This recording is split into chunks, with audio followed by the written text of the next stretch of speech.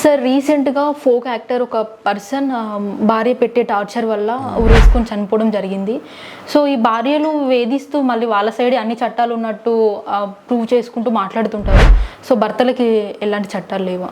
చాలామంది భర్తలకి ఎలాంటి చట్టాలు లేవు అని చెప్తూ ఉంటారు కాబట్టి ఇట్లాంటి వాళ్ళు కొంతమంది సూసైడ్ చేసుకుంటూ జరుగుతుంటుంది.